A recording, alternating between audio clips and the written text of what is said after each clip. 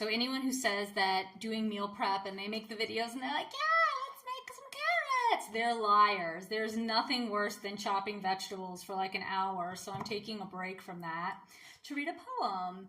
And since it's Sunday night, I feel like I've got a routine going. I'm going to read a classic poem. And this one is not one of my favorites, actually, interestingly enough. This is a poem by H.P. Lovecraft. And for those who didn't know, he actually did write quite a bit of poetry. To be honest, most of it isn't really that good, but it's worth looking at, especially if you're a Lovecraft fan, but it's worth looking at, I think, for anyone who, I don't know, struggles a bit trying to find their voice.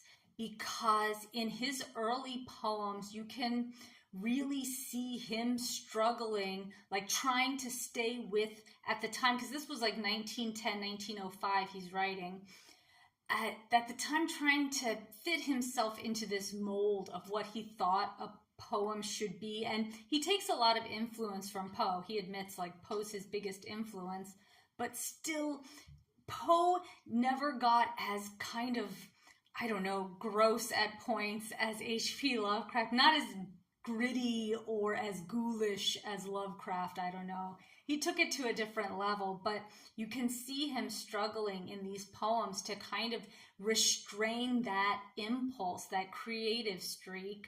And halfway through some of his early poems, you just see kind of the creepiness come out of nowhere. But it's really interesting to look at, just if you appreciate him, but also if you are trying to find your own voice.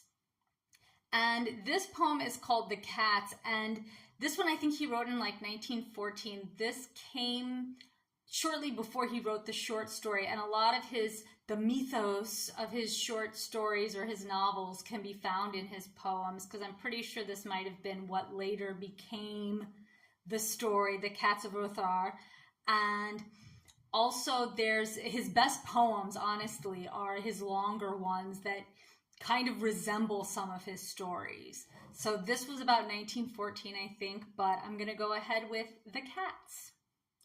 Babbles of blocks to the high heavens towering, flames of futility swirling below, poisonous fungi in brick and stone flowering, lanterns that shudder and deathlights that glow, black monstrous bridges across oily rivers, cobwebs of cable to nameless things spun, catacombs deep whose dank chaos delivers, streams of life odor that rot in the sun, color and splendor, disease and decaying, shrieking and ringing and crawling insane, rabbles exotic to stranger gods praying, jumbles of odor that stifle the brain, legions of cats from the alleys nocturnal, howling and lean in the glare of the moon, screaming the future with mouthing infernal, yelling the garden of Plato's red rune.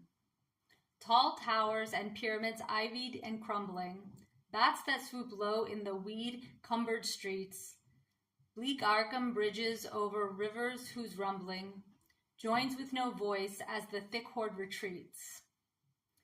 Belfries that buckle against the moon totter, caverns whose mouths are fed by mosses effaced, and living to answer the wind and the water, only the lean cats that howl in the waste.